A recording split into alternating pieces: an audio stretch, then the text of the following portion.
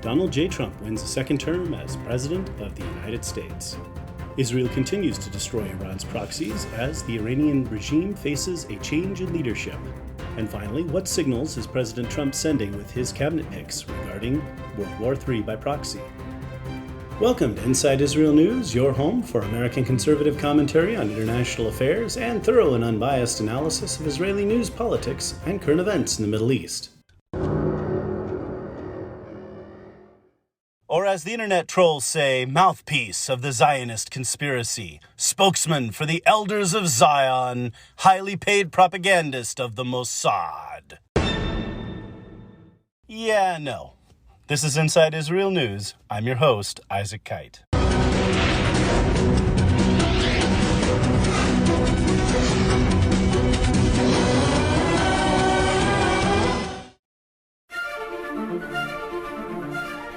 Welcome back, Insiders. It has been a couple weeks since the election. We finally have some results in. Unfortunately, it's taken me a little while longer to get to this episode than I wanted it to. A lot going on. All right, so big thing. Your gregarious Vulcan, yours truly, your prophet of things to come, your shadow president, your mad genius. I called it. Apparently, the election came out exactly the way I said it would. I had hoped that we'd win that Trump would win the national popular vote. He looks like he has, even though that's not really relevant to the election. But in the Electoral College, 312 electors for Donald Trump. I had hoped he might be able to break into Virginia, but you have to credit the Harris campaign. They did manage to win all of the blue states, but Donald Trump won all the red states and then some. The entire he ran the entire course of battleground states, winning all 7, right? And I think now 2 of those are probably not going to be battleground states anymore, but we're going to talk about that later. In any case, I'm back for another episode, and seems that I keep getting it right. I keep being spot on in analysis, which means, it's not just, stroking my own ego. It means you, the insiders, you, the listeners, you guys are getting absolutely the best analysis for listening to the show, and that's a good reason to listen. You'll have a better idea why things have happened, what's going on, and what's likely to happen next. So, because I talk about history, I spend a lot of time discussing the present and analyzing it, and of course, that guides not to perfect predictions of the future. For example, my House race predictions were a little off, but there were some surprises there. So I will discuss that. But my presidential and Senate picks were right in the zone where I predicted that they would be. So there you are. We'll see. Like I said, I'll analyze all that in just a minute. With that, I've been trying to, I've been following all the numbers, following all the races. Of course, I don't know if a lot of people get really excited about football or whatever. I really like politics, whether it's American politics, German politics, what have you. I'm going to analyze, for those of you who are wondering, I will be talking in the international section briefly about German politics and the collapse of Olaf Scholz's government, but, in its proper time. So there's lots of interesting stuff going on to talk about, and it's kind of all happening at once.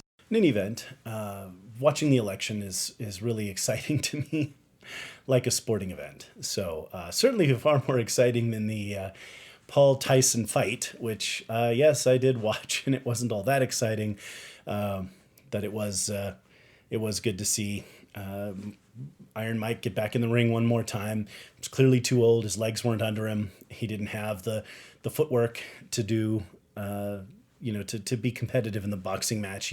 He really couldn't get in range unless Jake Paul came at him.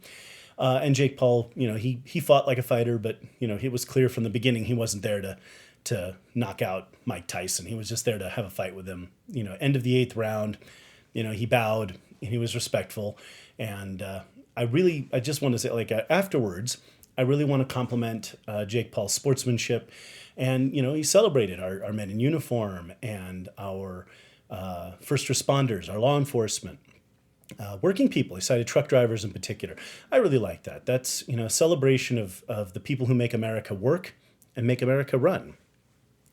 And that was good. And also, he has his lovely girlfriend, Dutch speed skater, who, they look like quite a couple. They look like they love each other and understand each other. And, in a time when we have, so many negative messages out there and so many people, about relationships are bad and all this kind of thing, it is kind of nice to see a good looking young couple that are athletic and, they're supporting one another and, maybe they'll get married and have a couple kids, but that'd be interesting to see. In any case, the younger generation, they have some role models who are worth having as role models to a greater extent than I think my generation had.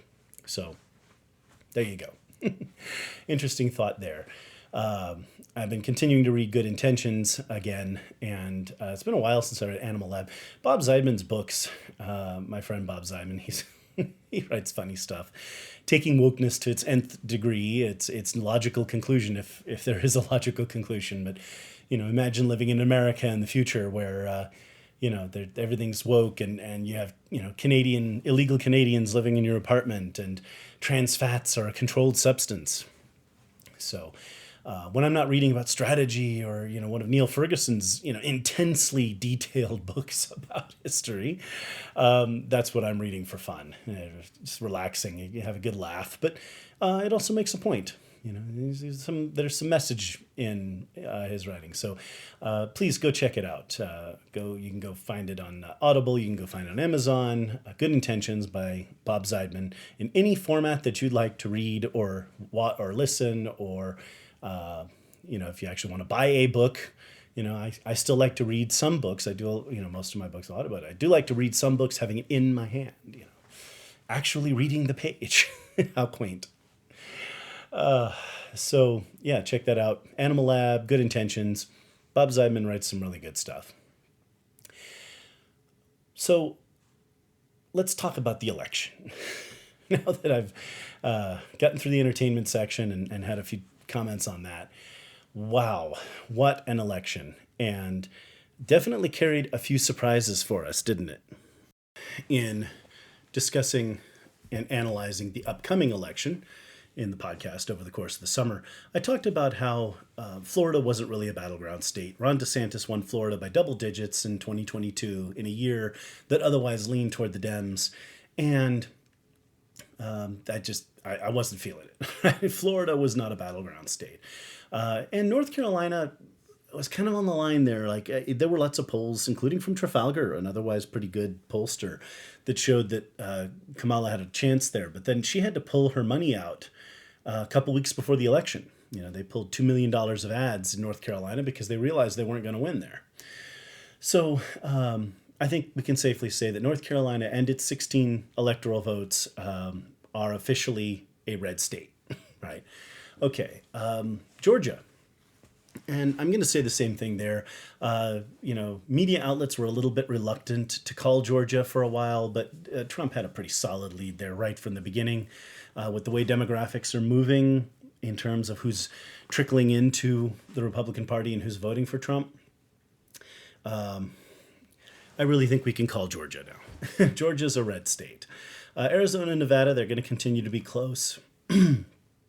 Wisconsin, Michigan, and Pennsylvania took a while to call, but as I said in the analysis, right, that if Trump won North Carolina, Georgia, and Arizona, Nevada would become irrelevant, and then it would just be a question of him winning any one of those Rust Belt states. So if he'd won Wisconsin, or if he'd won just Michigan, if he'd won just Pennsylvania up there, he'd have won the election. Well, he won all three, so that made that easy, right? Big win for Trump. Margins were very close in Virginia and New Jersey, so I think those are going to stay battleground. Those are going to become battleground states. They're not going to stay blue.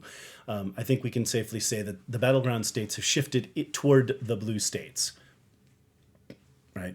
But in any event, Trump expanded his base, historic numbers of Jews, Latinos, and African Americans voting for the Donald, and he made gains in just about every demographic. So, again, the election came out just the way I said it would, 312 for Trump, and that was that. So Trump wins with a mandate. In terms of the popular vote at this time, we've got about 76 million votes for Trump. That's about 2 million more than he earned in 2020.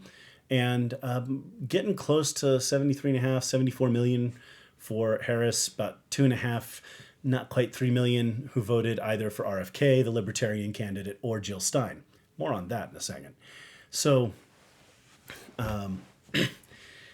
your turnout is, we're over 150 at this point, 150 million people. But we're not quite to the 158 million who voted in 2020. And this has led a lot of people to question. Originally, people were saying, where did the 10 million voters go? It's down to more like 5.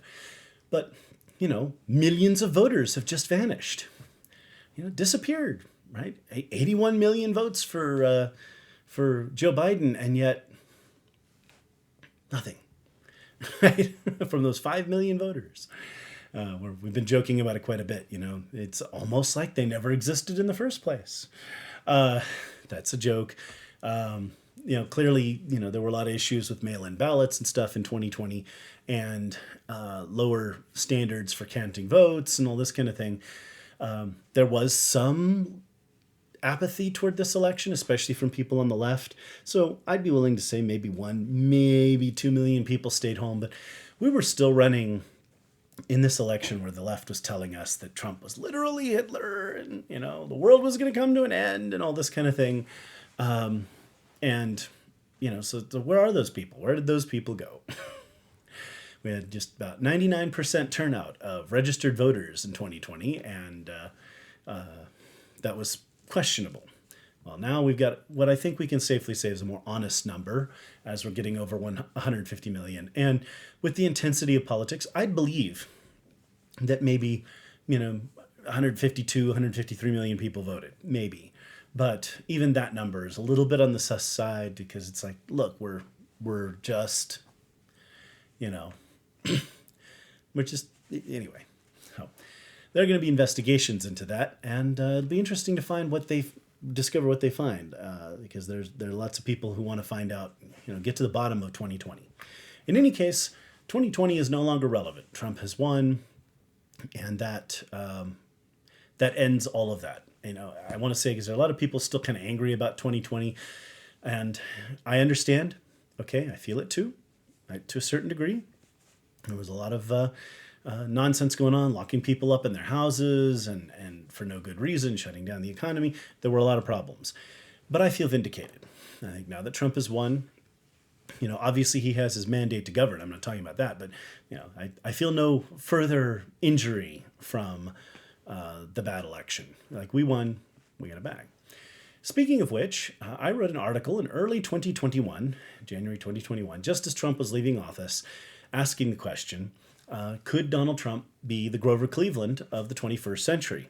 For those who don't know, for those of you in Rio Linda, as Rush Limbaugh used to say, Grover Cleveland served 2 non-consecutive terms in the late 19th century. He was the only Democrat to come between Abraham Lincoln, basically James Buchanan, who preceded Lincoln, and Woodrow Wilson. And he was not, the Southern Democrats ultimately supported, but he wasn't so much a fan of the Southern Democrats. He was a New York Democrat who was elected on a reform platform. And then Benjamin Harrison beat him in 1888, the centennial election, and then he won again in 1892. Now, a lot of people have been asking, well, how would his second term compare to Trump's? There was a depression in 1893, one of the worst in American history, and it took years for the country to recover. So, Grover Cleveland's second term was basically overshadowed by that. However, he was an interesting character. And if you look at him historically, first president to be married in the White House, and no less a figure than John Philip Sousa, the great American nationalist composer, right? Marine, with the Marine Band. It was he who conducted the band to play the wedding march and music for the wedding. Also, first president to have a child in the White House, baby Ruth.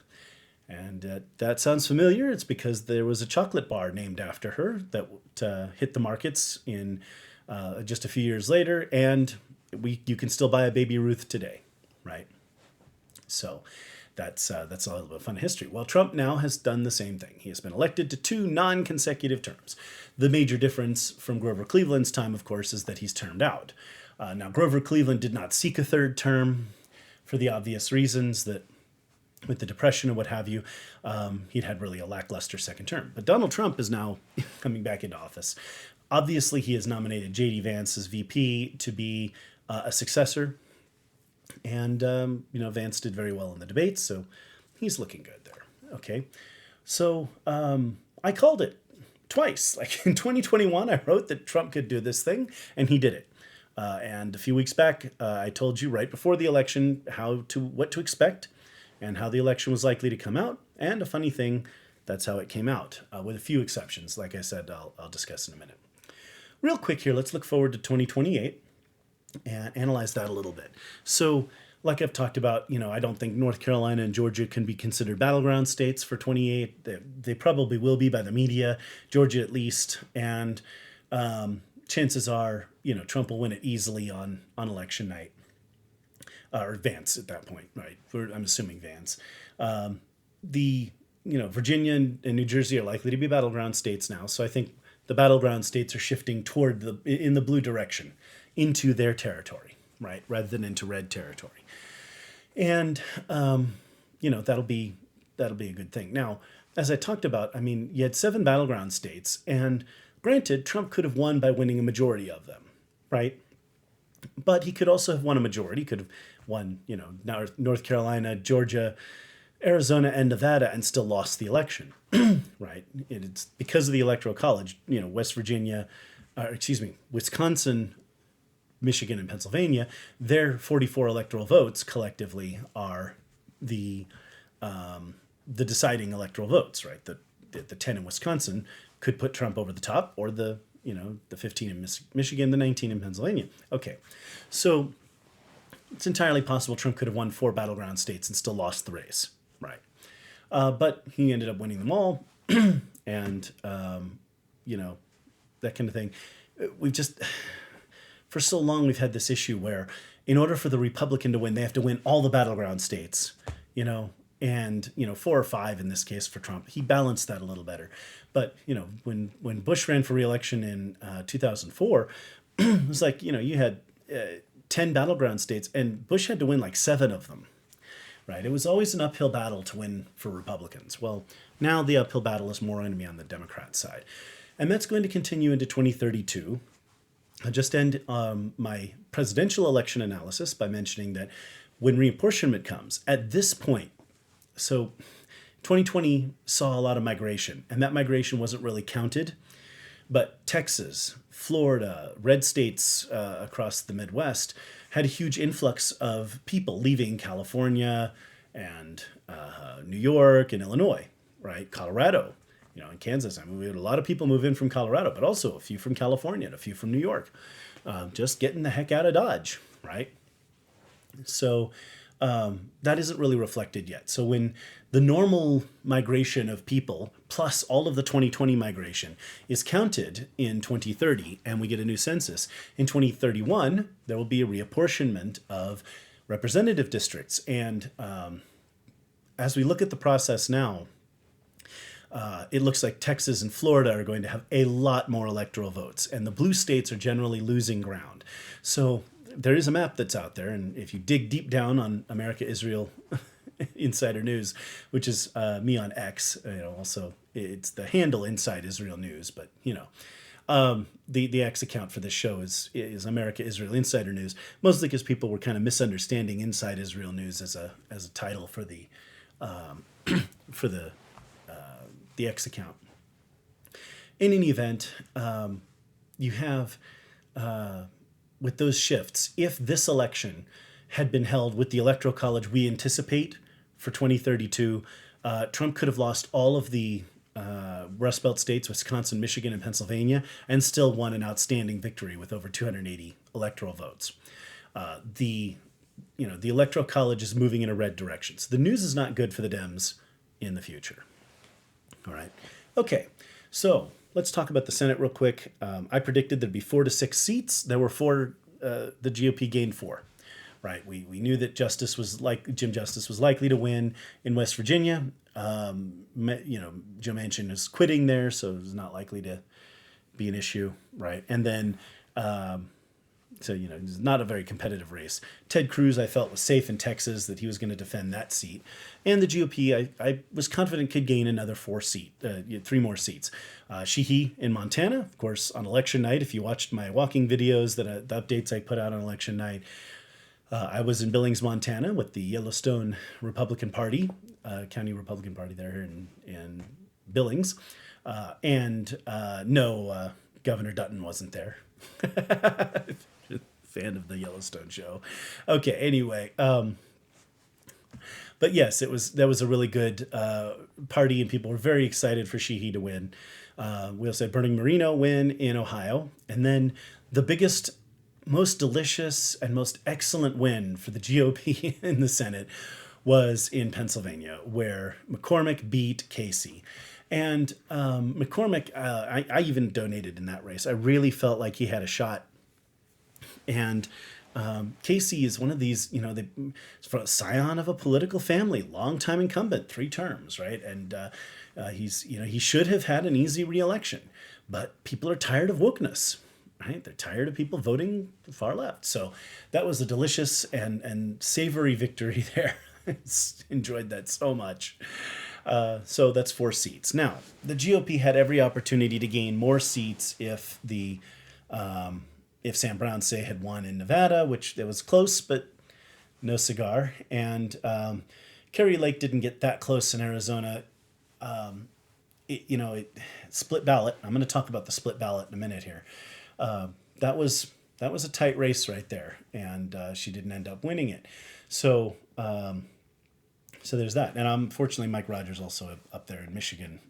That was a heartbreaking loss. So was Governor Hovde. So Hovde, that was, he's a great guy. I mean, all of those guys are really great, really great candidates, and it's just heartbreaking to see them lose, right? Okay, so that's the Senate, though. But clearly voters were upset with the Senate majority, the Democrats there, and did not reward them with re-election in their marginal seats. Now, of course, because the Democrats had 51 seats, they would have had to win at least 3. So if we count West Virginia and Texas as being lost causes for the Democrats, they had to win all 3 of those: Pennsylvania, Montana, and Ohio. They had to win all 3 of those to maintain half of the Senate. And then if Harris had won, Tim Walz would have been the vice president, and the tie-breaking vote would have kept the House for them. Obviously, that just wasn't what was going to happen here. Looking forward to 2026, 2026 Class 2 is a very heavily GOP class. There's not a lot of room for GOP senators to pick up there. Whoever Mike DeWine, the governor of Ohio, nominates, appoints to succeed J.D. Vance, who will now be leaving his Senate seat in Ohio to become vice president, then that person will be on the ballot, and that's going to be a close race. Also, you have Ossoff in Georgia, who's up. If the GOP can find a good candidate there, like maybe Governor Kemp, I think might be a good candidate, there's a chance that the GOP could pick up that seat. So the GOP maybe could gain a seat. If it were a really big GOP year, maybe 2, could try to pick off somebody up in the Rust Belt or what have you. I just don't see it happening. Midterm elections, if people are very excited, enthusiastic, then the incumbents tend to win. It usually goes against the party in the White House, but not always. So for the GOP, just to hold the line, not to lose any seats in 26 is really the goal here. Maybe pick up 1, but basically try not to lose Ohio and any of the other states where the Democrats are going to put a lot of money in trying to gain a few seats in the Senate, right? If they could break into Class 2, it could really strengthen their hand in the 2028 election. So there's that. All right. The Senate Majority Leader contest, a lot of people wanted Rick Scott to win that. He's still over at NRSC, the organization that spends the money, the Senate committee that tries to elect more Republicans. But leadership went to John Thune. Now, I've met John Thune. I've shaken his hand. I know a lot of people, he's establishment, he doesn't support Trump. He could be more supportive, or could have been in the past, but he unseated Tom Daschle who was majority leader back in 2002, and he's been something of a GOP hero for some time, and he's the leader. And he has already said, look, we're here to support Trump's agenda. There's clearly a popular mandate. So they're going to go with that. Okay, the House of Representatives. What a mess. So the GOP has gained thus far. So far, there are 3 more races that, 4 technically anyway. There are 4 races that haven't been called yet. 1 in Ohio, 1 in Iowa, and 2 in California that are very close. They just today called Alaska for Begich. He's been trying to get that seat for years. Good job. He finally got it. So Alaska's got a Republican representative once again, or they will in January anyway.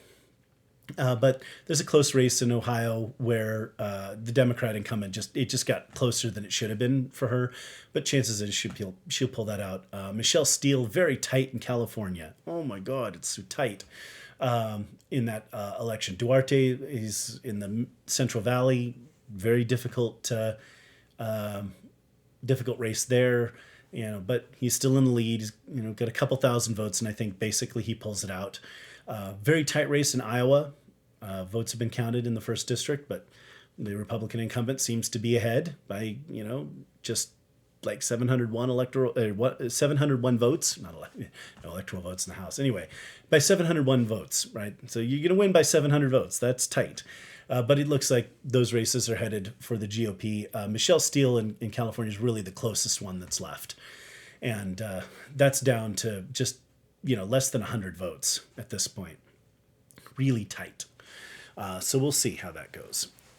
But right now, based on the races that Fox News has called and the AP and all of that, the GOP comfortably has 219 seats, probably 220 because Duarte is going to win in California. The other 2 races are close, but the GOP will have either 221 or 222. A majority is 218. The GOP controls the House. Now, people have noted, Trump's nominations, Mike Waltz for National Security Advisor, Matt Gaetz for Attorney General, unfortunately. Come back to that. And Elise Stefanik for Ambassador to the UN.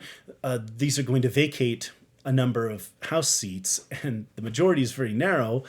Will the GOP have the votes to win, the votes in the House to elect a speaker and that kind of thing? It's going to be a tough question, but those people don't have to vacate their seats until Trump comes to office. So the first couple weeks, they'll be able to get all that stuff done, and then they can quit, and new elections will be called to fill those seats. And, by May, at the latest, they should have new representatives seated in those seats, almost certainly Republicans. They're all from pretty safe Republican districts.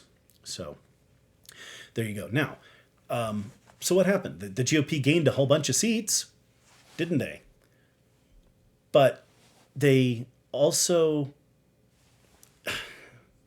they lost a bunch of seats. There's a shift in, where seats are going Republican and where seats are not.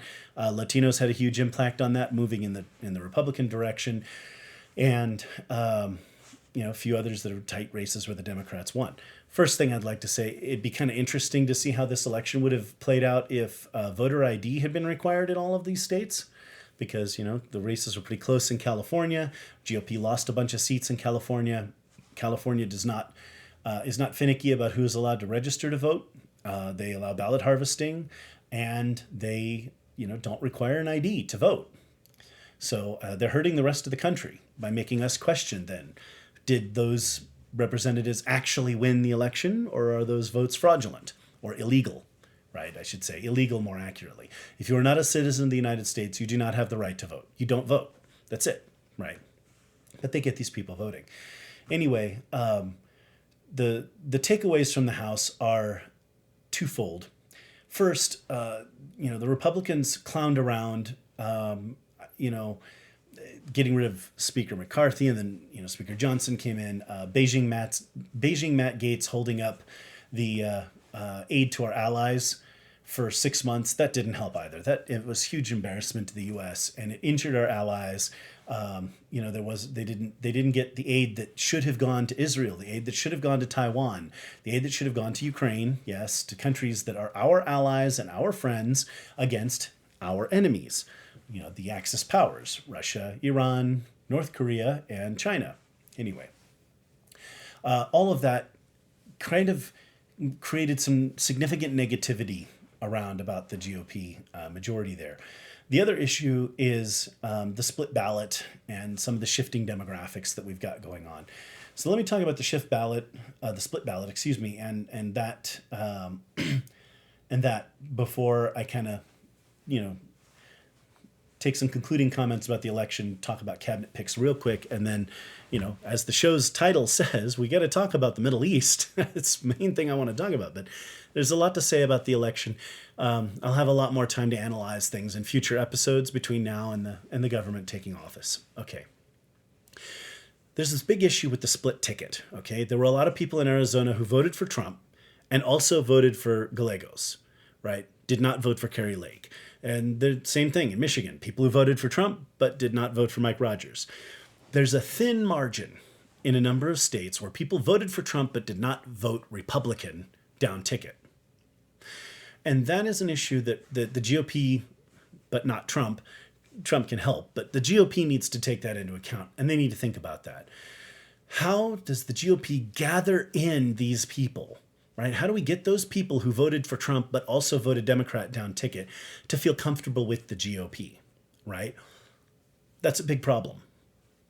It's a big problem. And Trump won in Ohio by a bigger margin than Bernie Moreno did too. So, I mean, that's the point. Like, we've got this split ticket thing. And so there's a number of those people that the GOP needs to behave in Congress in a way that gets Trump's agenda done and convinces that margin of voters that the Republicans really have their interests at heart, that they are, good with the Trump agenda. So that's an important issue there.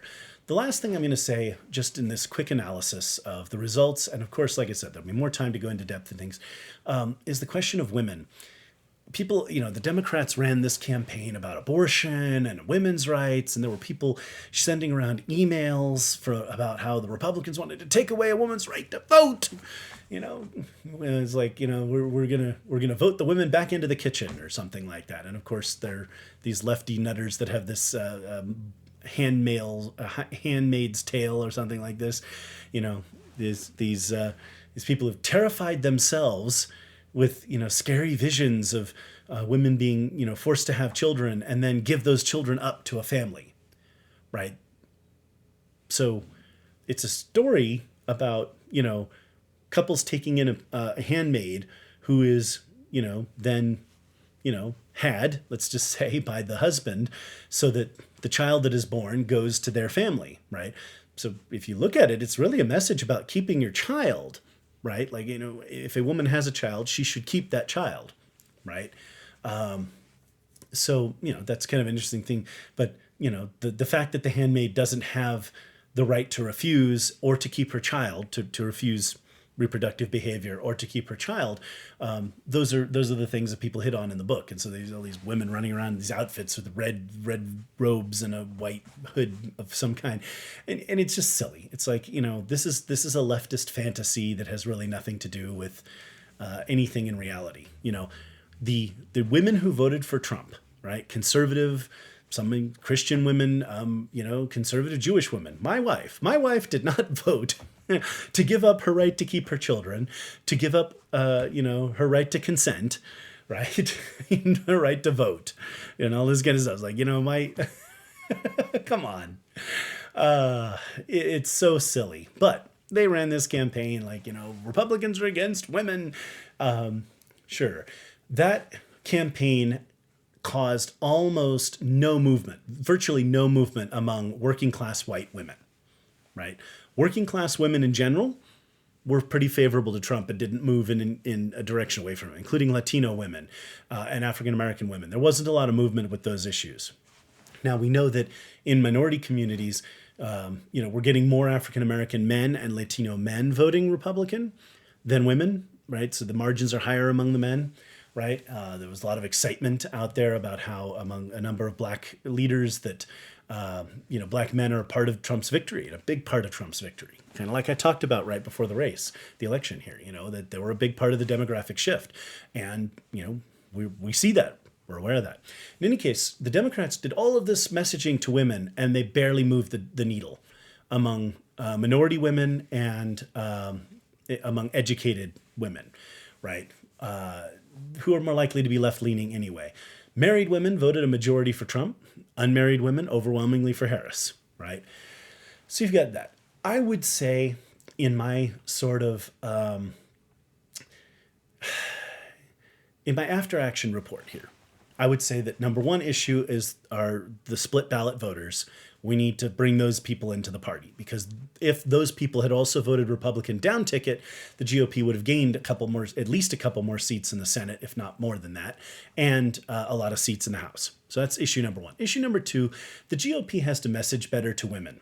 And I don't have all the answers or the solutions. As a strategist, there just needs to be greater work put there. So first of all, obviously, there's not going to be a federal ban on abortion. We're not going to, try to create the Handmaid's Tale. There are women saying, delete your app that tracks your period, because then the Republicans can track your pregnancies. No, we aren't tracking people's pregnancies. We don't care. We would like for people to do things more traditionally, right? So these leftist women out there running around on how they're going to go on a sex strike, and they're going to stop dressing in a provocative manner, and they're going to stop dyeing their hair, and they're going to make men respect them. And it's kind of like that's what Christian conservatives have been saying, my friends, if it weren't true, I could not make it up. You know what I'm saying? I could not invent out of whole cloth with the power of my imagination something so ridiculous as this sex strike. Yes, there's this Greek story, Lysistrata, there's the Peloponnesian War. The women all get tired of it, and so they basically go on strike and force their husbands to behave themselves. It's a fictional story, okay? It's based on the event. What really happened with the Peloponnesian Wars is that everyone got tired of fighting. They were at war and at war and at war and at war, and it just kept going on and on and on. Athens against Sparta, Thebes and the Achaean Federation against this, and it just constant warring and fighting. And after a time, the people just had enough, and they want the war to end. No one was winning. Athens was generally losing. So they put an end to it. Anyway, it's just a silly thing. But the GOP does need to message a little better to women and work on these perceptions. Obviously, the left is going to continue to go out there and push their nonsense. So we need to do that. And the foundations have already been laid, because the anti-women agenda that the Democrats claimed we were supporting on the right isn't going to happen. Women are still going to have the right to vote. Nobody's going to track their pregnancies, and we're not banning abortion. That's a states' rights issue. It's like you don't. If you don't like abortion being illegal, don't live in Alabama. And if you live in Alabama and want to have an abortion, go to Georgia. I don't know what to tell you. Every state has different rules. Funny thing, every state has different laws on guns and gun ownership, which we on the right and those of us who are pro-gun have had to put up with for how long, right? That, you get a concealed carry permit in Arkansas, but it's not good in California, right? Don't take a gun into New York, even if you have a concealed carry permit from any state, because New York will come after you. It's this kind of stuff. So we've been putting up with that. The pro-choice crowd is just going to have to put up with their thing too. Abortion is legal without restriction, virtually without restriction in California and New York. Florida and Texas have significant restrictions. It's illegal in Alabama unless there's a mental health crisis with the mother. And that's the one exception. And guess what? If you go to another state to have it done, they can't prosecute you. And none of these states have laws that can hold the woman herself accountable. It's always the person who performed the procedure who could be culpable, right? So that issue's kind of dead. Anyway, but the GOP needs to message better to women and gather in those who split their ballots. That's what I'm going to say here about this part. In terms of Trump's cabinet picks, I'm going to talk about that a little bit more later. The one thing I do want to say, obviously, not a fan of Beijing Matt Gaetz. He's done a lot of things to help Xi Jinping and Vladimir Putin and Ali Khameini, Kim Jong-un. He's not really done anything that I can see that's really benefited the United States. And so it's led me to ask that question a little while back. Did the Russians pay him to betray his country, or did he do it for free? Right. He can't be confirmed. Already 10 GOP senators have said that they have no interest in voting for him. He's had an ethics probe in the House on something about him going to a party with an underage girl and this kind of thing. I'm not going to go into it. I'm just going to say that before we go into any of that, the guy has been unpatriotic, un-American, and I want him gone. He resigned from the House of Representatives, which ended the ethics probe, and I'm grateful for that. There's been talk that probe may be leaked. That'd be interesting. But he's not going to be confirmed. So that's led to this question of, which is where I'm really going. Trump is talking about, when he's taken the oath of office, when he's had his inauguration, having Congress go out of session for a time so that he can make all of his appointments via interim appointments, right? So that he can appoint them until the next session. And that's a trick that presidents can do when Congress is technically out of session. It's a strategy. It's not a very good one. Every once in a while, a president makes an appointment like that so that they can, they choose a strategic times. They can get somebody that would be difficult to get confirmed. It would expedite Trump being able to get his cabinet together. On that, I would say it would be an innovative constitutional maneuver if we generally understood that the Republicans in the Senate would confirm these nominees anyway, right? So if there was a broad consensus, everybody in Trump's cabinet, up until Matt Gaetz, everyone likes, we go for it, right? Well, he's not someone that can be confirmed. And Tulsi Gabbard, at Director of Intelligence, there's been some questions about her leaking information. Now, I've been kind of a fan of Tulsi Gabbard coming over to the GOP and leaving the Democrats and that kind of thing myself. I don't know about her security leaks. Ryan Macbeth has done some videos on that if you want to go check that out. He does a lot of good fact-checking stuff.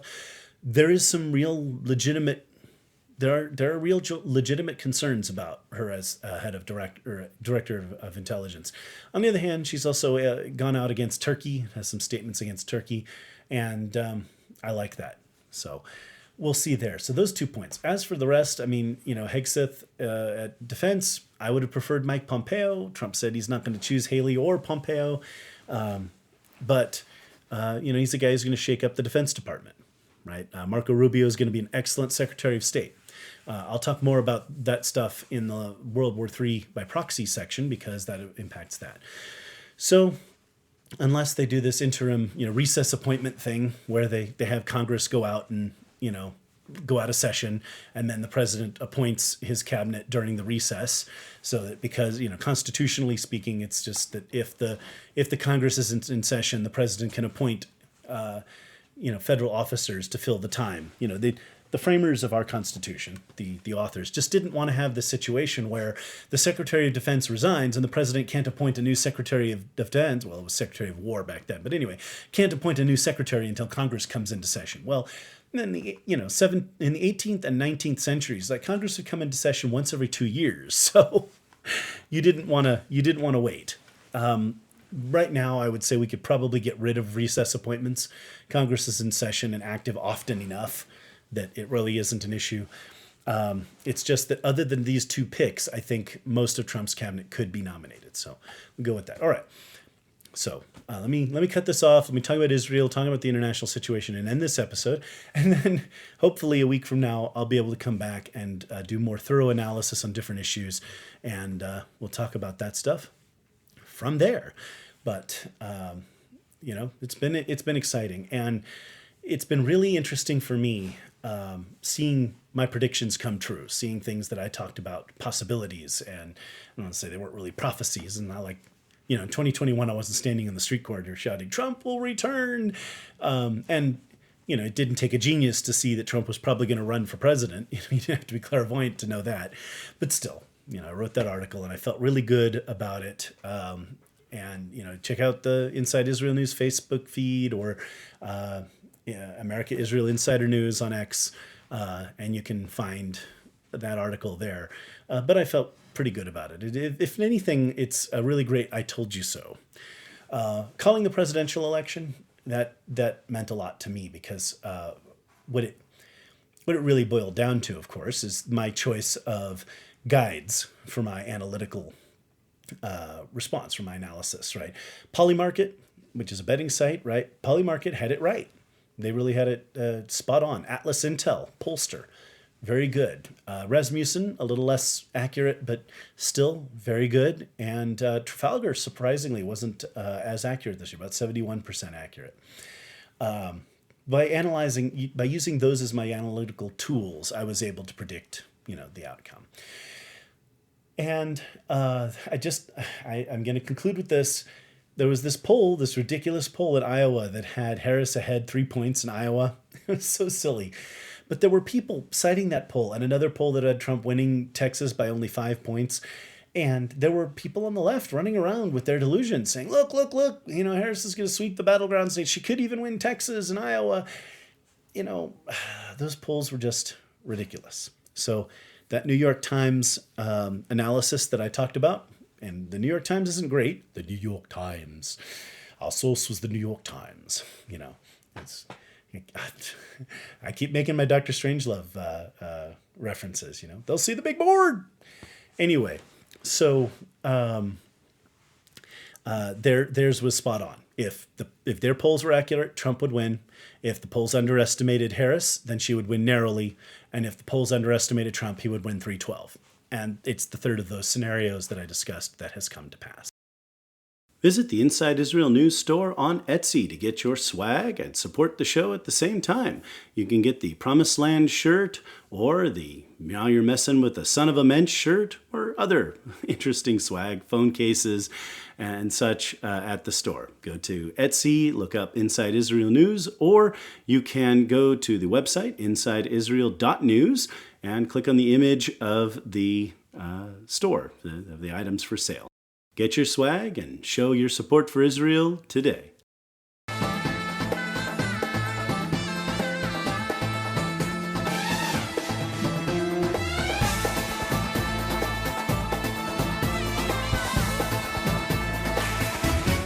If you were looking for good news for Iran in America's elections, there really wasn't any. Iran and their proxies are in really bad shape, and things are not looking good for them. The big news in the Middle East right now is that there are rumors that Ali Khameini has had a stroke, and there are rumors that he has died. And apparently the mullahs have chosen his son to succeed him, but it's not entirely clear if that's going to work. And there are other parties in Iran that are interested in power, not necessarily good guys. And of course, the Iranian people often protest and oppose their government. So it'd be interesting to see if they could have a say. If the regime begins to fight amongst themselves and there is chaos and instability, there's a very good possibility that the people of Iran could rise up and put an end to this regime. But in any case, the only thing the U.S. can do is slap sanctions on them, put them under thumb, and weaken them financially. And that we will do. Donald Trump can be guaranteed, day one, he will slap all the sanctions back on Iran. And if they need to, Congress will pass new sanctions to toughen them up, and we'll go from there. So, it's not a good time for Iran. The death of their leader is, it's a moment of weakness, isn't it? There's an opportunity for people to think for a second, what if this regime weren't in power? There are going to be a lot of questions about, the legitimacy of that new leader. And like I said, if other factions within the Iran's fanatical government try to seize power and there's some infighting, then that could definitely weaken the regime and bring it down. I don't want to sound over-optimistic because we've been down this road before. There's been lots of times people look, the Iranian regime could fall, and it doesn't. Right? They are very effective fascists, and they are moderately national socialist. They're certainly corporatist. They're more like fascists than most people that are called fascists in the West. But their regime is very authoritarian and very religious, and they're fanatical. So somehow they managed to maintain power. Anyway, it's entirely possible that Ali Khameini is dead, and if that is the case, dead or dying, that's going to create issues for the Iranian regime. Meanwhile, back in Israel, Hamas is out crying about how they want to end the war and get a ceasefire and this kind of thing. I mean, I think they've seen Trump's win. They realize that this isn't good for them. But then, well, but the Israelis haven't put any proposals on the table. Really? There's this thing called unconditional surrender. Worked for the Germans, worked for the Japanese. And believe me, they didn't want it to do it either. But they did. If Hamas surrenders, the war's over. That's it. Surrender and give up the hostages, as many as are still alive, and give up your guns, and all the Hamas guys come out and get arrested, and that's it. War's over. Problem solved.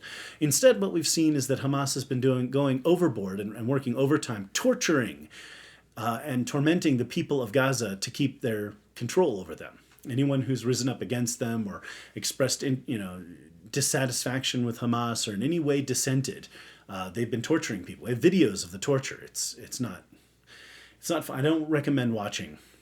I watched a little bit. It made me sick, but just like I watched the videos from October 7th as well, because unfortunately the reality is that these, you have to see evil. You have to be able to confront it directly. I think I do.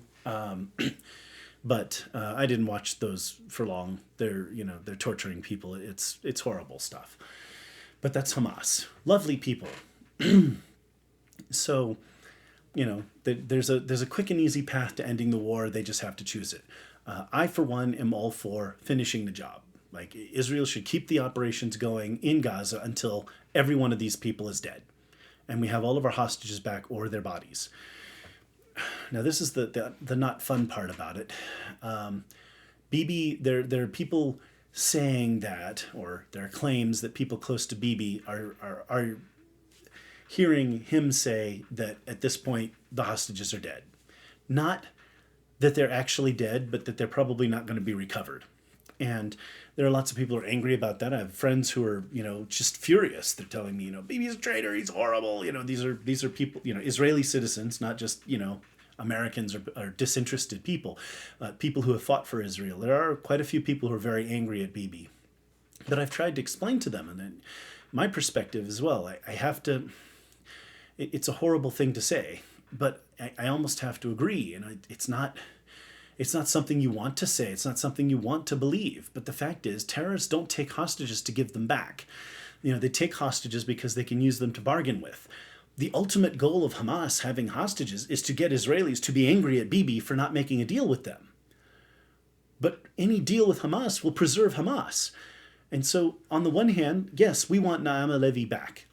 Naama Levy was 19 when she was kidnapped. She was horribly abused. I don't want to go into that. They cut her Achilles tendon so she couldn't run. You can see her being walked around a Jeep and thrown in the back. There's blood spewing from down her pants. I can't even imagine the unimaginable horrors to which Naama Levy was subjected.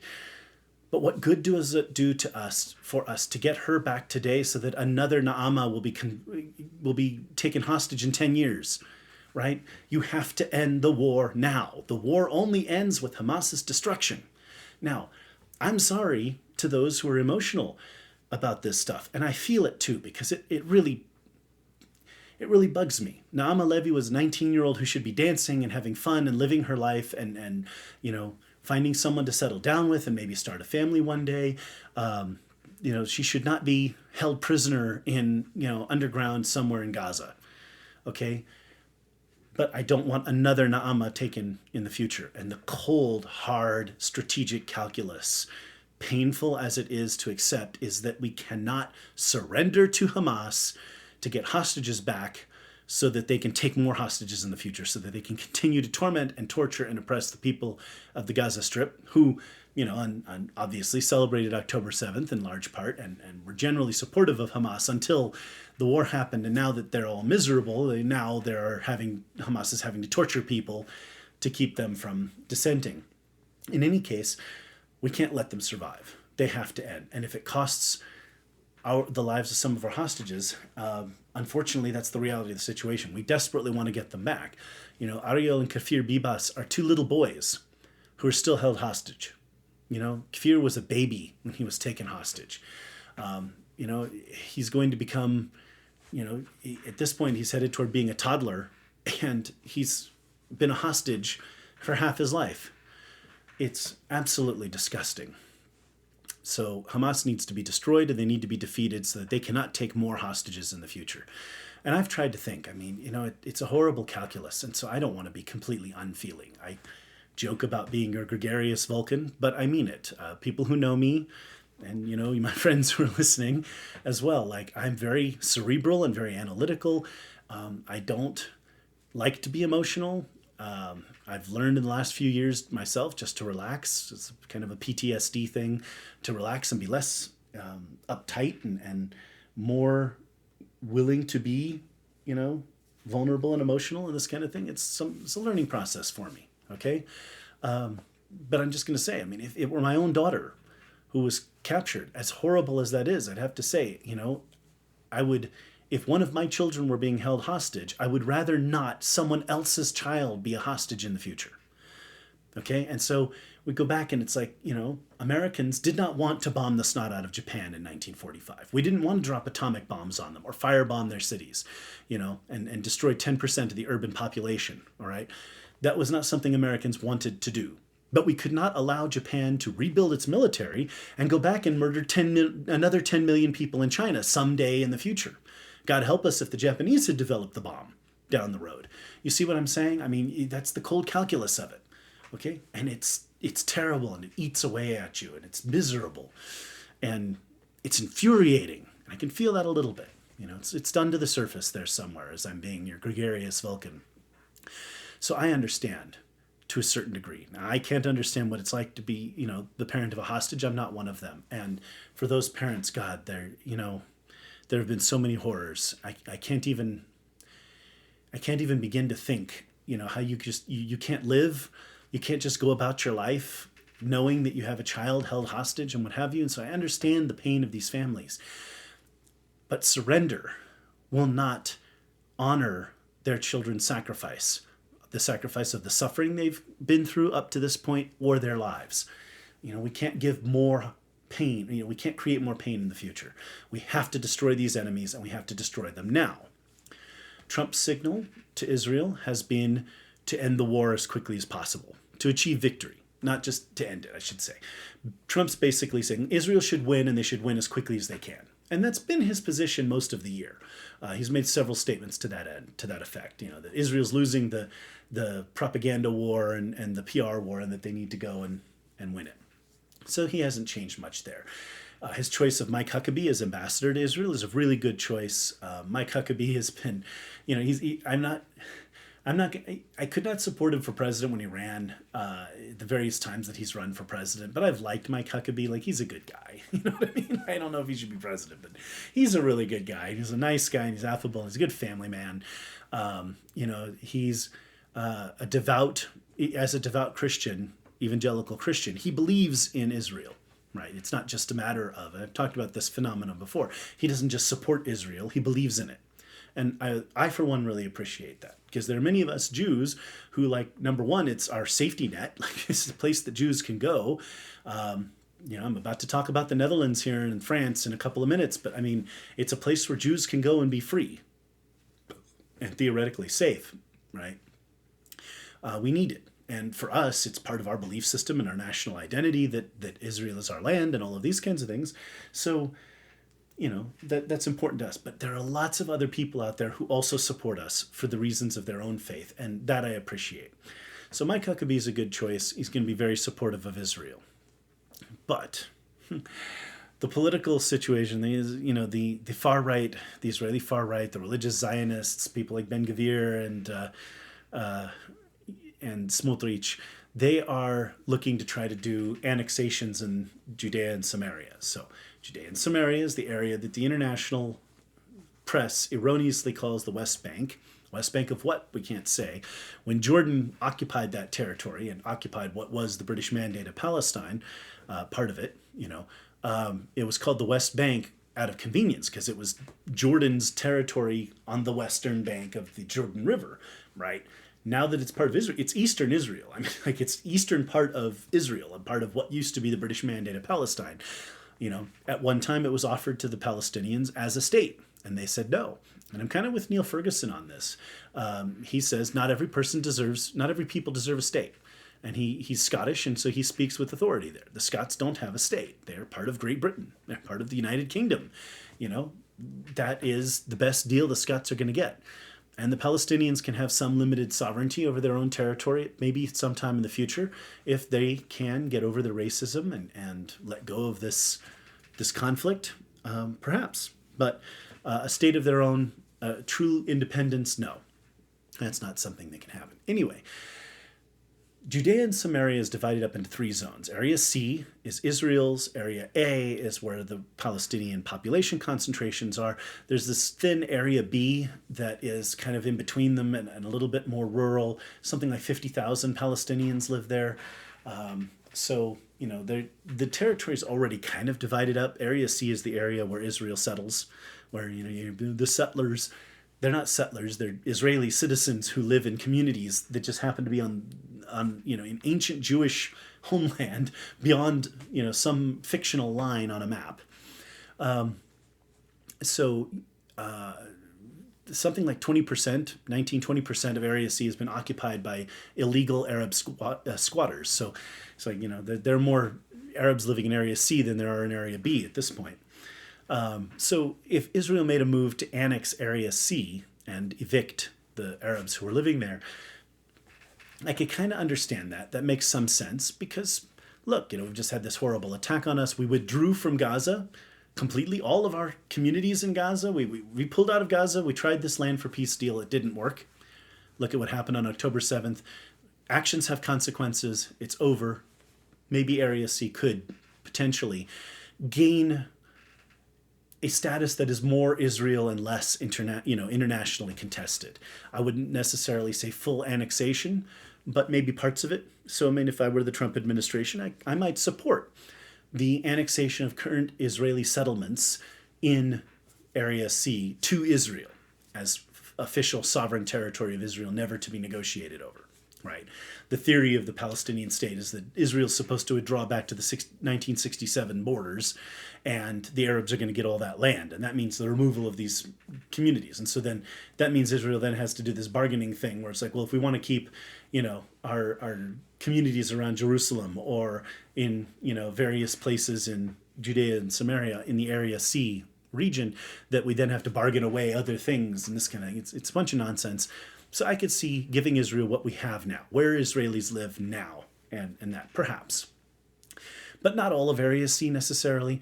Area B could be divvied up. Maybe you could, areas where no Arab lives that could be advantageous for Israel's security could become part of Area C, and the more densely populated, even though it's a sparsely populated region, those could become part of Area A. I don't know. I don't have all the answers. You know what I mean? I don't know everything. What I am trying to say here is total annexation of Area C is a bad idea. Why is it a bad idea, Isaac?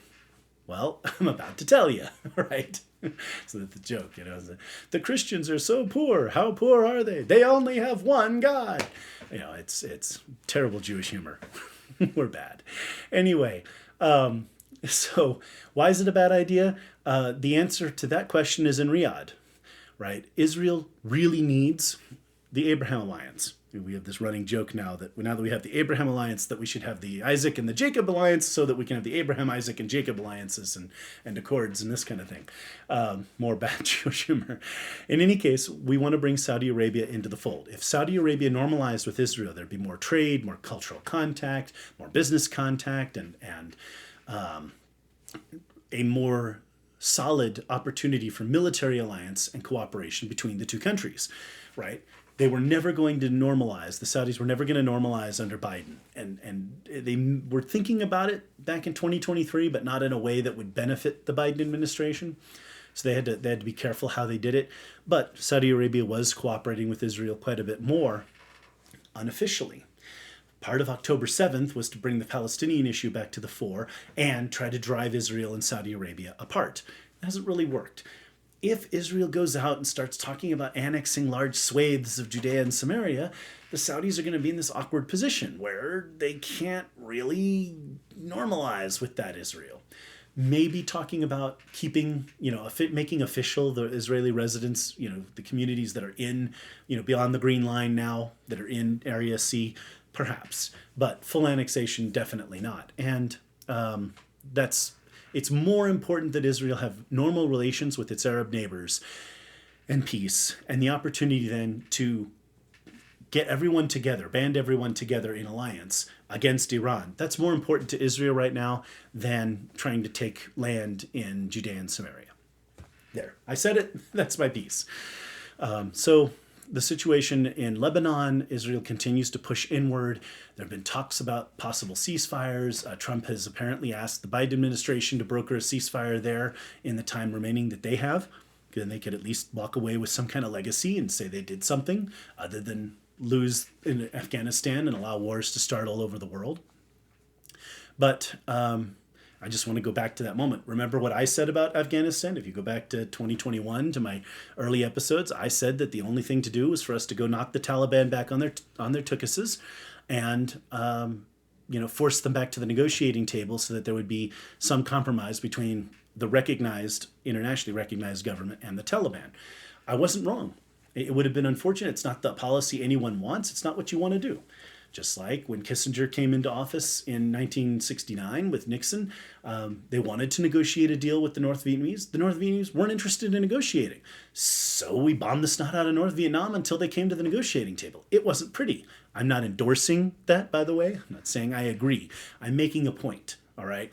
If the bad guys don't want to negotiate, if they aren't willing to make a compromise, you can't just let up on them. You can't surrender to them.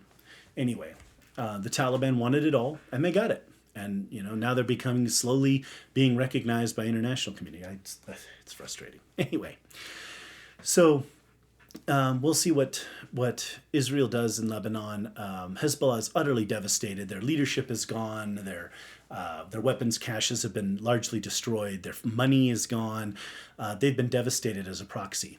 And if the Israelis can get to a point where they feel secure, that they've got to the Litani River and cleared out a lot of Hezbollah there, as they withdraw, the Lebanese army can come back in and reassert authority and sovereignty, and they can try to keep Hezbollah down. We've seen a lot of videos from Lebanon of average civilians in different parts of Lebanon taking over Hezbollah vehicles, beating up some of their operatives, and taking charge of their weapons, handing them over to the army, because a lot of people in Lebanon don't like Hezbollah, right? There are a lot of Christians, there are a lot of Sunni Arabs. They don't support these Shiite, militant, pro-Iranian organizations. But once Israel's reached a point where they feel like they are in a safe and secure situation, then they can slowly withdraw back to Israel, and having demolished a lot of the tunnels and fortifications, especially around and under mosques. You're turning your religious holy sites into military bases, and then Israel blows them up. Why? Because it's a military base. We have to destroy this infrastructure so that they can't fight, continue to fight from there. Again, not the way we want to do things, but they don't give us much choice. So once Israel is a secure situation, they can pull back. Now that we know Trump is likely to be president, or has won the presidency, and I say likely because we hope that his health and he comes to no harm before Inauguration Day. Hashem protect him. But once the sanctions are put back on Iran, Iran isn't going to have the money to continue to finance Hezbollah and Hamas and the Houthis. Israel has already destroyed a bunch of Iran's missile plants and that kind of thing. So their ability to finance and support all of that stuff is going to be limited. So in any case, there you are.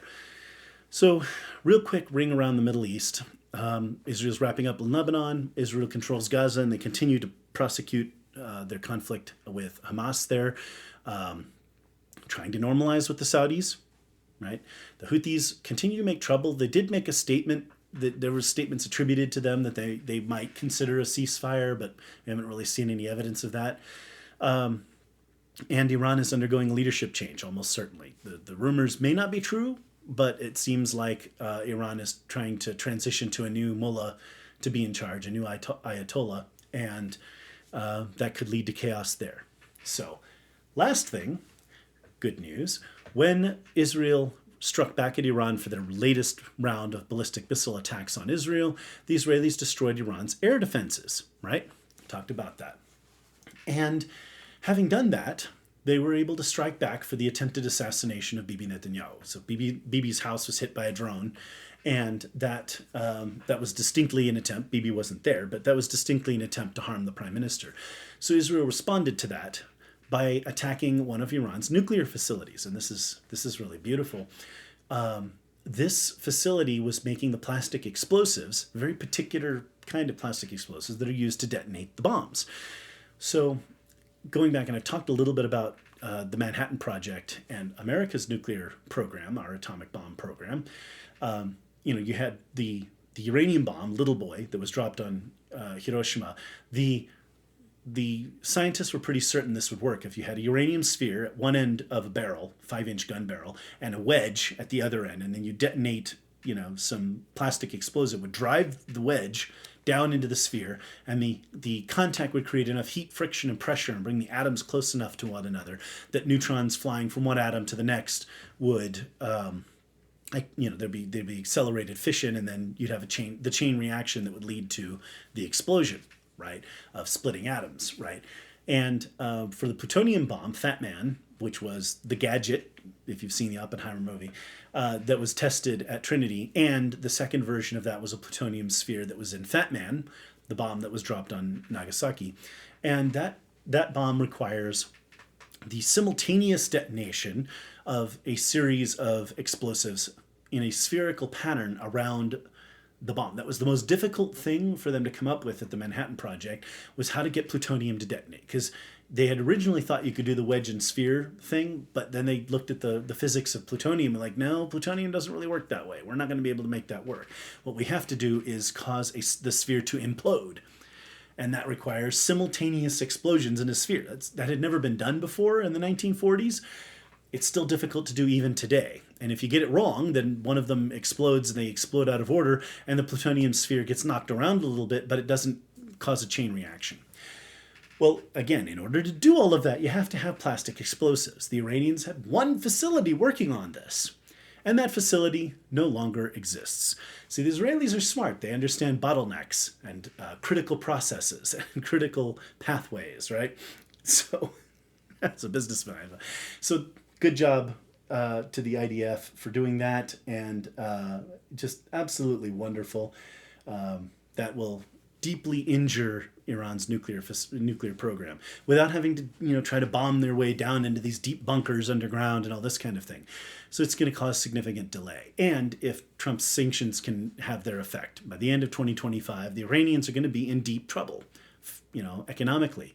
And by the end of 2026, even worse so. And so this is going to make it more difficult for them to pursue the nuclear program. It's an intensely expensive and involved process, developing a bomb. All right. That's the Middle East for now. I'll be able to do a little bit more in-depth on that in future episodes, obviously. But that's the news that we're dealing with right now at this time. Have another break here and jump back in with the World War III by proxy international news. And I'm going to talk about elections coming in Germany.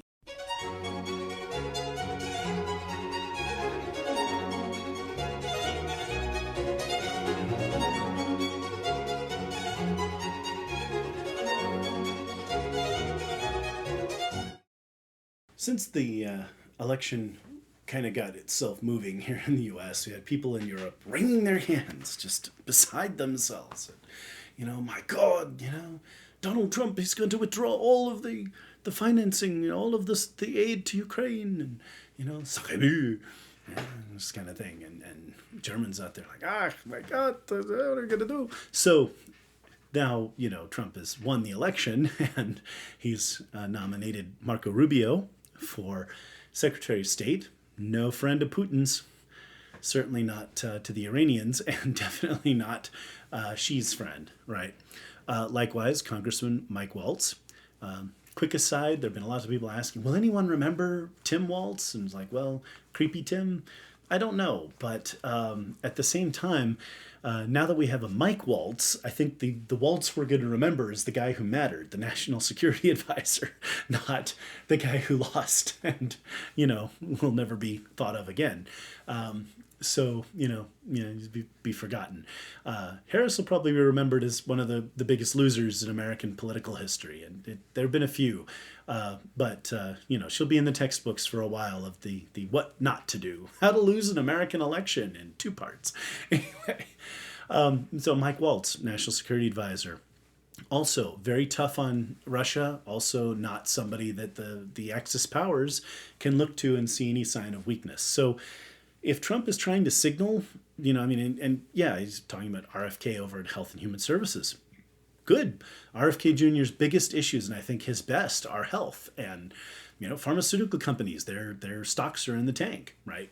Looking at that. I'm going to talk more about the cabinet in the next episode, but the point is that that's a domestic policy issue thing, and I think that's where RFK is stronger, is on his health concerns thing, going after those people, making sure that what they're making for America is safe and that the food that Americans eat is healthy-ish. I mean, there's no way for a cheeseburger to be really healthy, but there are grades of unhealthy that, we can live with.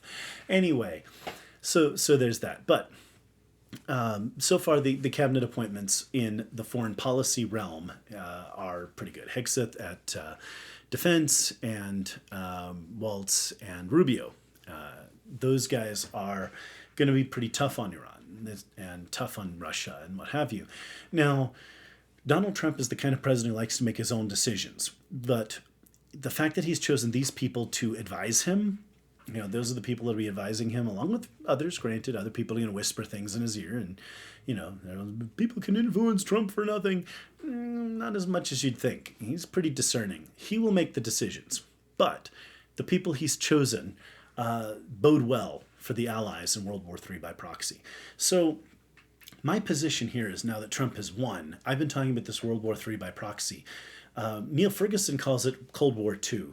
I would like it to be Cold War II, but I just can't accept a hot war where Iran is literally, their proxies are attacking Israel, and Iran itself is literally firing ballistic missiles at Israel. That's not the Cold War, okay? The attack on the invasion by Russia into Ukraine, that's not cold. The agitation that China is engaging in the South China Sea, with the Philippines and everything, the so-called, the 9-dash line and all this nonsense down there, that's not cold. That's very hot, lukewarm at best, right? So I call it World War III by proxy, right? And I've talked about this for the last, over a year. 18 months. I mean, I've been talking about it basically since Boris Johnson wrote that article. I think he wrote it first. I may have read it after recording my episode, but we very clearly saw after 2022, as we headed into 2023, and I think started in late 2022, I started talking about this.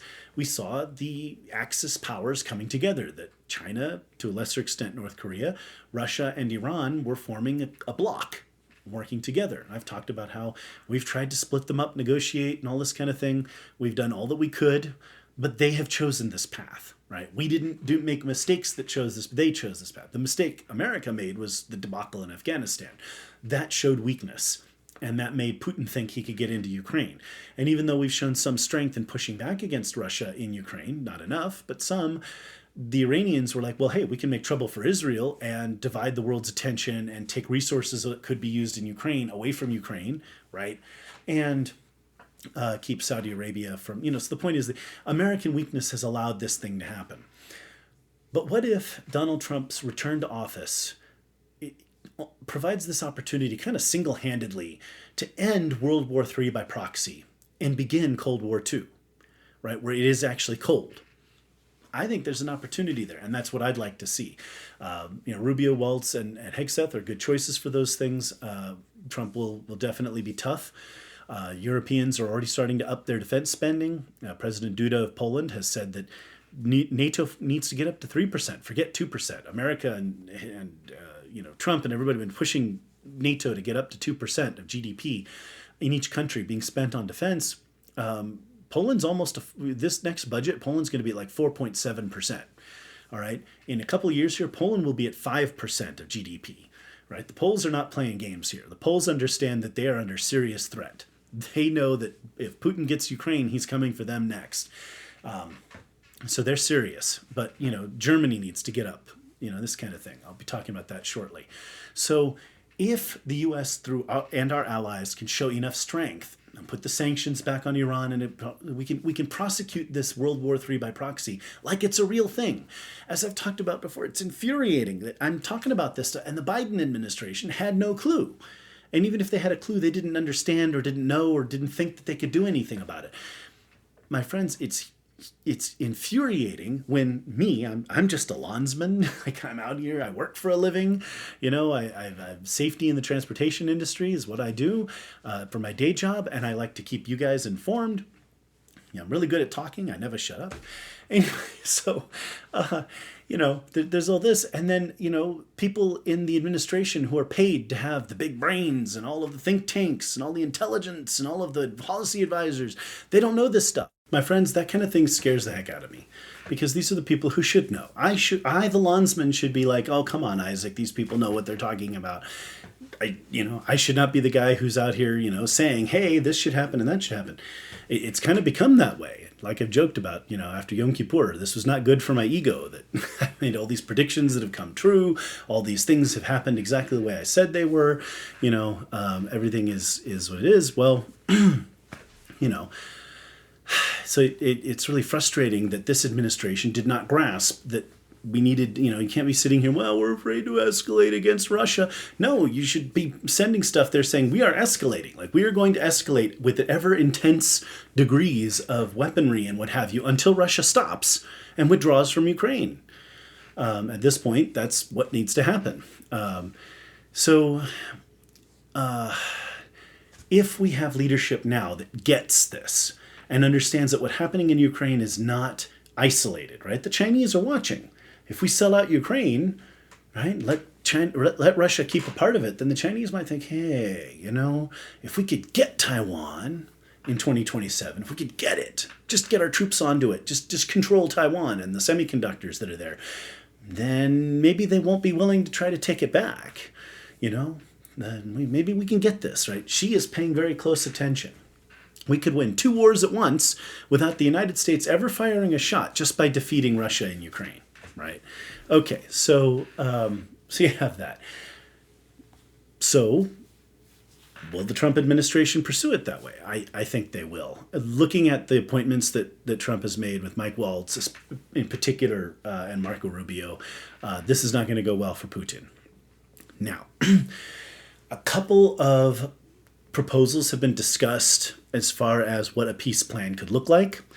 There's been talk of Russia keeping the Donbass, that is the parts beyond the front lines today, Luhansk and Donetsk republics that Putin put in there, and possibly Crimea, in exchange for withdrawing from Kherson and Zaporizhia and allowing Ukraine to have that territory back. Well, the portion of the Kherson Oblast, or Kherson district, oblast basically means district in Russian and Ukrainian.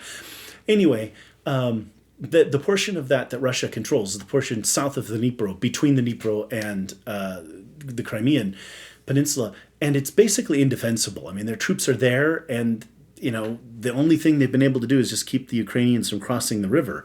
But it's a very precarious position for them. They can't afford to abandon it, because if the Ukrainians could control that southern part of Kherson, they would have the ability to start pushing into Crimea, right? So the Russians have to keep it unless there's a ceasefire. And then there's that strip of land between the Dnipro and the Sea of Azov, and then that goes on beyond where the Dnipro turns north. It goes up toward the Donbass, toward Donetsk. That includes Mariupol, it includes Melitopol, right? So, you have one proposal that was talked about where the lines would stay where they are, including the Russians having part of Kherson and Zaporizhia and, the sort of crescent that they have. And there would be a demilitarized zone between the both forces, which would be guarded by European forces.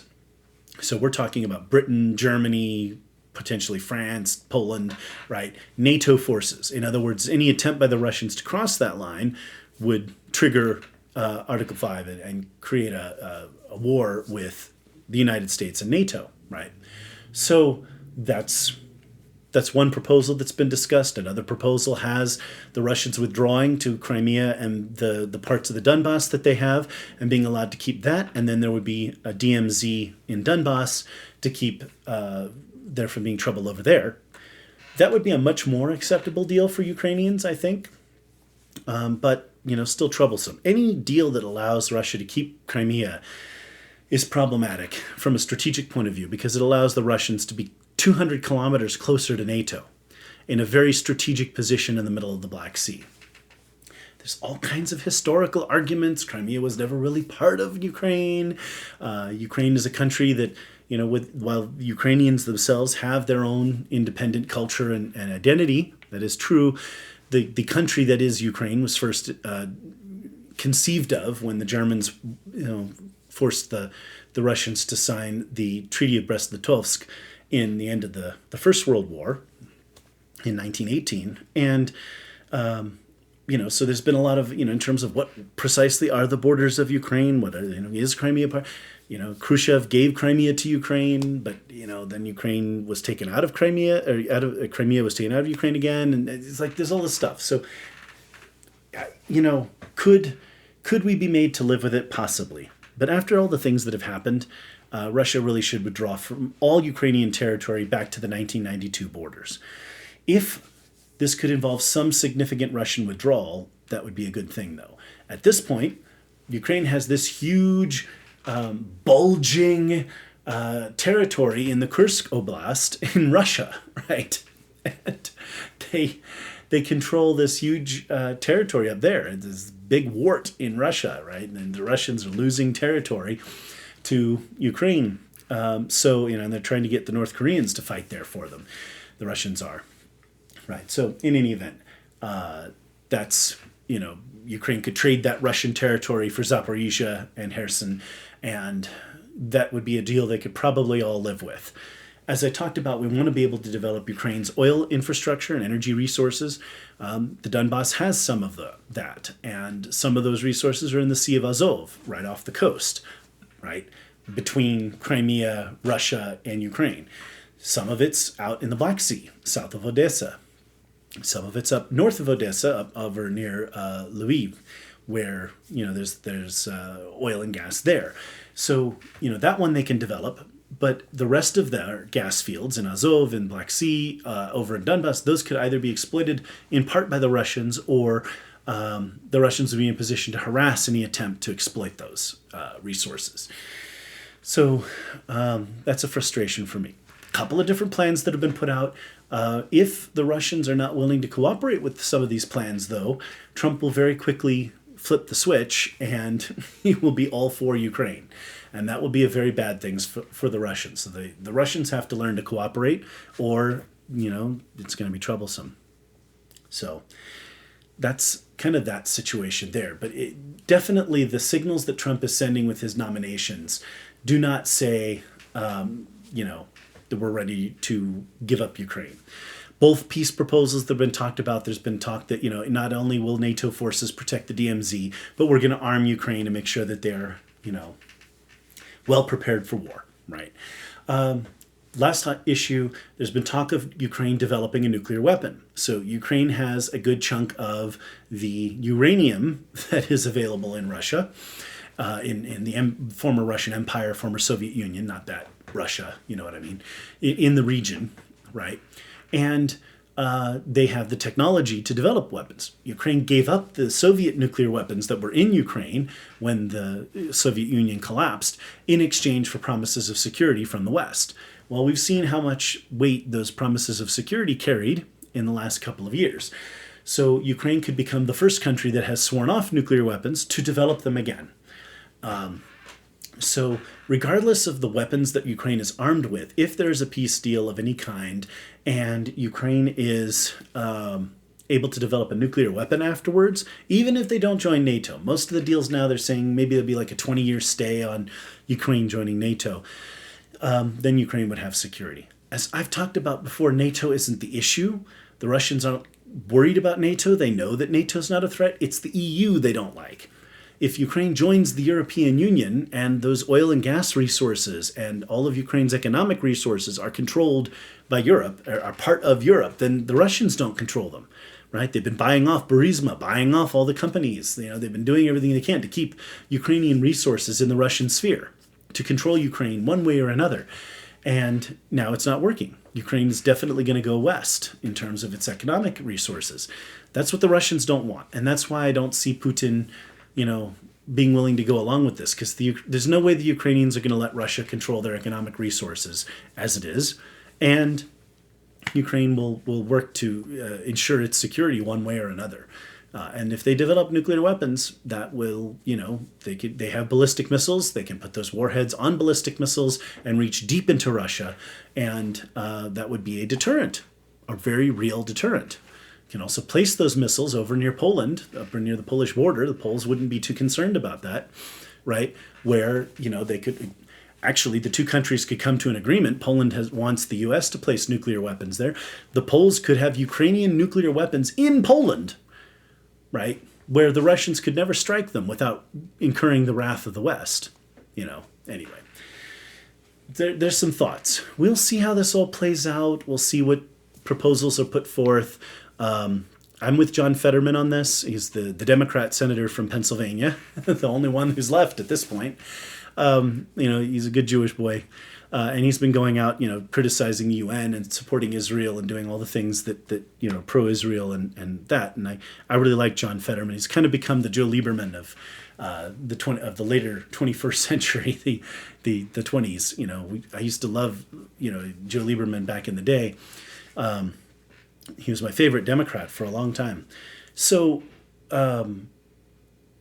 we have John Fetterman pointing out that, look, Trump hasn't even taken office yet. Let's stop freaking out about everything he does.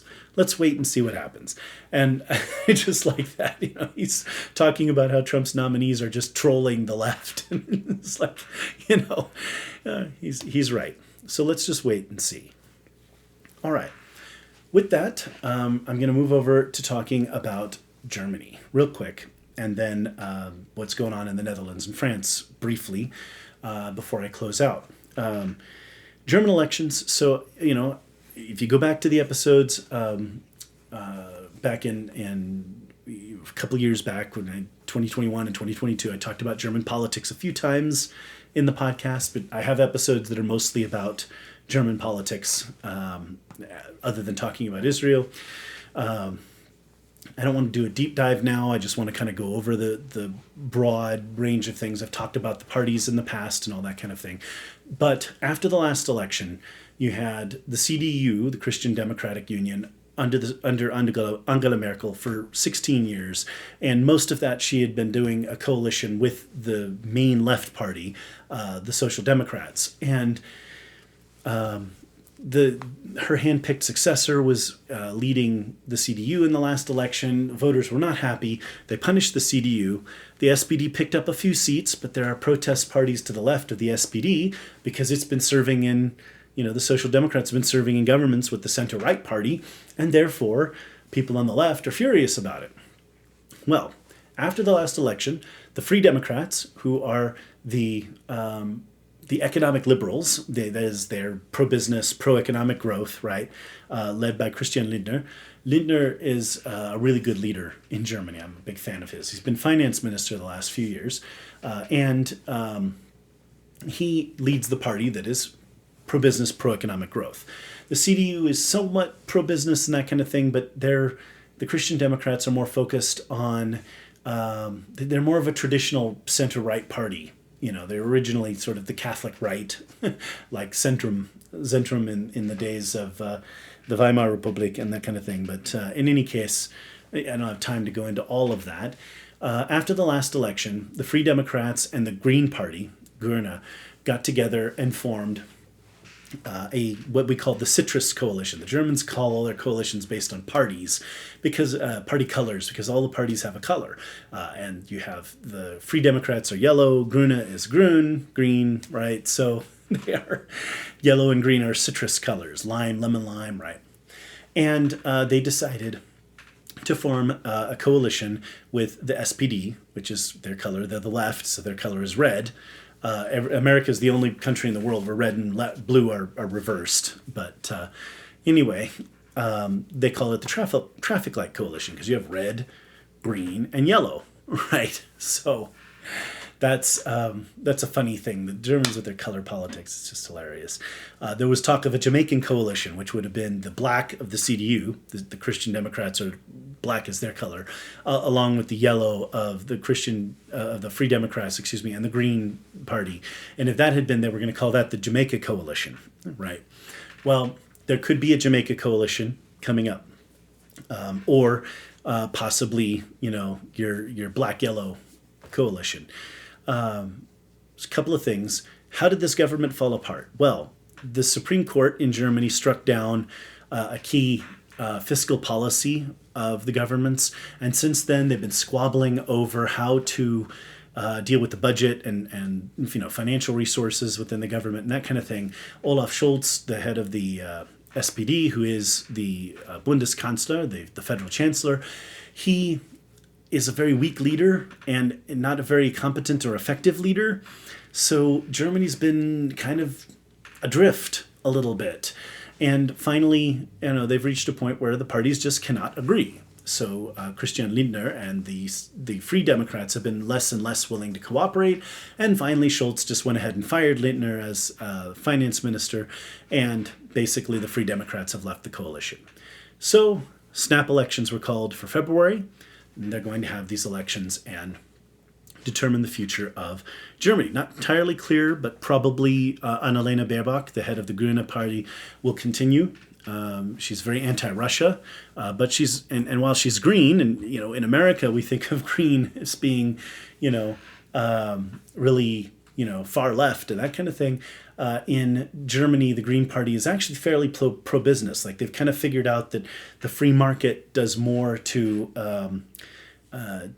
create green policies than socialism does. They're also very anti-Russian and a little bit nationalist. Pro-German. So, which is surprising. Who would have thought that German nationalism would return in the form of the Green Party? Grüne. Oh well. Okay, so we'll see if those two leaders are going to continue as party leaders and lead their parties through the next election. I think Lindner is pretty safe. I don't know about Baerbock. We'll see. Olaf Scholz probably hold on to leadership in the SPD, but they may choose someone else. At this point, he hasn't been a very effective leader. But they also don't have a lot of great options. Right? They don't have a lot of talent. All right, the leader of the center-right party the leadership has changed. And actually, a guy that I liked years ago, Friedrich Merz, has returned. Merz was he in the late Kohl era, under Helmut Kohl, he was a competitor of Angela Merkel's, and Merkel ended up really kind of winning that struggle. She ended up becoming the party leader and thus Bundeskanzler for many years. But Friedrich Merz was always in the background as someone who should have been party leader. Well, he left politics, he went into business and all this kind of thing. Now that Merkel is out of office and the CDU is in minority, he can either come back. But he is fairly old. He's a little bit, the 70s, a little old. Not a young guy, but he has a lot of experience in the business community, and he's a leader who's more right-wing than Merkel was. He's talking about immigration. He's talking about strengthening Germany against Russia, things like that. Doing some, making some real changes, and that's got some traction for him. In the CDU, he won, they had a plebiscite, they had a vote of the actual party membership, rather than just letting the party central committee choose the leader, and he got over 60%. He was pretty close to 2/3. So he has a lot of popular support in the party, right? And I think it's a general recognition in the CDU that Merkel was the wrong direction, right? Well, now he has his shot at being Bundeskanzler. Well, we'll see how the elections go out. It's a little early to look at polling data, but as we head into December, I will start analyzing that data for you and talking about how that election's likely to come out. There are implications for Europe. Germany's policy is basically set. I mean, there's not a lot that could change. There are a few threats from the far left to the far right in Germany, but none of them are likely to end up in the coalition. The Alternative Party that is nationalist and anti-immigration Their leaders have made a lot of silly statements, this kind of thing. They're not likely to make it to the mainstream parties. Left-wing parties like Die Linke are, again, they're protest parties. They're far left, socialist left. For those wondering, they're just not likely to end up in a coalition. So we'll see. Who knows? It could be a Jamaica coalition with the right if the CDU ends up winning bigger than SPD, but in a perfect world, what we'd really like to see is CDU and the FDP win enough seats to govern in a two-party coalition. Three-party coalitions are very unstable in Germany, but if they could get to a two-party coalition, they could get the what I'm going to call the Bumblebee coalition, just for lack of a better term. And so I can troll the Germans a little bit, of course, because the bee was Napoleon's symbol. But if we have the Bumblebee coalition, then we'd have white we'd have black and yellow. Then the coalition would be stronger because it would be between the more socially and centralist, politically right CDU and the more free market pro-business FDP. We'll see if that's able to happen. But, like I said, we'll watch the polls. Of course, Germany has a proportional system. Therefore, people vote for a party. They do have mandates, single-member geographic districts, but those are also handled very much like the proportional system, and they don't really impact the proportional system, so you still, there's still proportional votes. So you vote for a party, and the party receives a number of seats equal to its proportion of the votes, and the parties have to clear 5% threshold in order to have seats in the Bundestag. I'll talk about more of that later. But in any case, Germany's going to new elections. The right is likely to win. We'll see how it goes. Last but certainly not least in terms of importance, we had this issue in the Netherlands and again in France.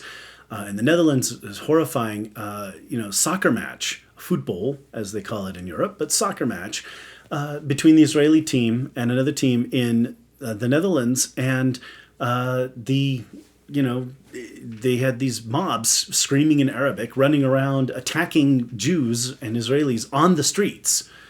And the police stood by and did nothing. Like the police were doing a couple of things before it happened, and what they were doing was going after the Jewish and Israeli fans for being quote unquote provocative. What does it constitute? What constitutes being provocative? Israeli symbols, the flag, wearing a kippah, looking Jewish, right? That's what they mean by provocative. If you look Jewish in Amsterdam, right, you can get beaten up, and therefore you're being provocative. How about instead you punish the criminals who are attacking people because they hate an ethnic minority in your country? So Geert Wilders and some of the other political leaders in the Netherlands are talking about maybe deporting these people and those who engaged in this riot. Better that they shouldn't have come in the first place, but if you start deporting people who are engaging in these acts of terrorism on Dutch territory, then it's a good start. Now, in Paris, same thing. An Israeli team playing in France, and a bunch of these nutters attempted a terrorist attack on the fans in the stadium, but the Israelis fought back and beat the snot out of these guys, and so it failed. Their attack failed. So my last point here, my friends, this is why Israel must exist. There's so much anti-Semitism in Europe that Jews are not safe there. Even the very secular and integrated Jews who are, their grandparents were Jewish and otherwise they're not really tied to Judaism. They need to get out of France. They need to get out of the Netherlands and all of these countries, and they need to move to Israel. Right? I guess theoretically they could come to the U.S., but the point is Israel is a place where they will be safe, where they can live as Jews without being provocative for wearing a kippah or celebrating the Israeli team. Okay? Without Israel, Jews don't have any place to go. Right? In the Second World War, prior to the Second World, 1930s, right? Jews tried to come to the U.S., couldn't get here. Even in the 1960s, a number of Jewish refugees from the Middle East went to Mexico City because they could get to Mexico more easily than the U.S. And then they had to wait sometimes years to get a visa to move to the U.S., even though they already had family living in the U.S. So some waited in France, some waited in Mexico, and they tried to get visas to come here. That was in the 60s. Back in the 30s, it was unacceptable. But America had anti-Semitic leaders that weren't pro-Israel. There was no Israel, but weren't supportive of the Jewish community. And that's not something we can risk, right? We've seen with the Biden administration, we've seen with the Obama administration that we just can't trust people to be pro-Jewish or pro-Israel, right? Even today. So we need to have we need to get these people to have a safe place to go. Israel must be defended, and Jews have to get out of Europe. This is getting asinine over there. So with that, another great episode done, and I will say goodbye. Lehitraot. Writers of the history, stand with me. Look into my eyes and see. People go away but never say goodbye. Someone stole the moon tonight, took my light. Everything is black and white. Who's the fool who told you boys don't cry? Hours and hours and flowers. Life is no game for the cowards. Why? The time goes by. Every day I'm losing my mind, holding on in this mysterious ride, dancing in the storm. We got nothing to hide. Take me home and leave the world behind. Baby, promise me that never again. I'm still wet from this October rain. October rain.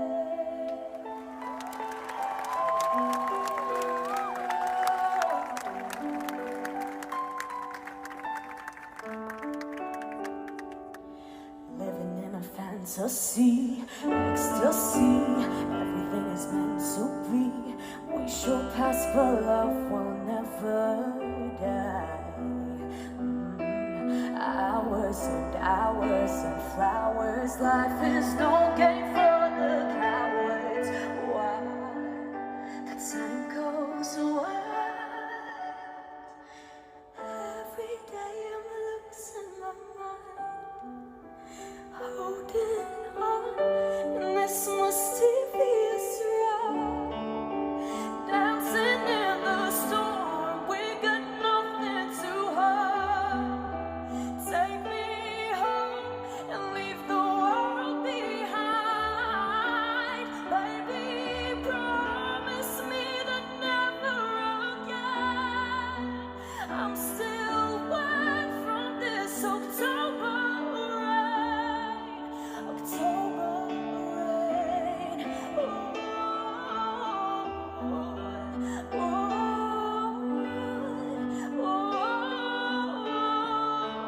October rain.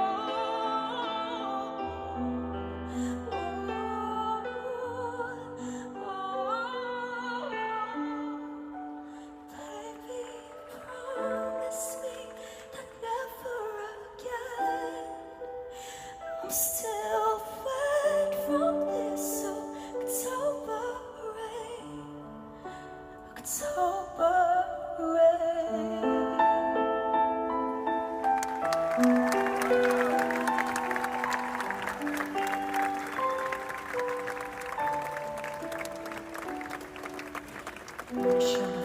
אין שום, אין מקום, אין אותי מיום ליום.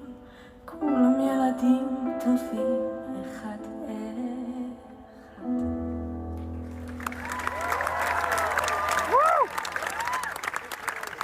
Bring them back home.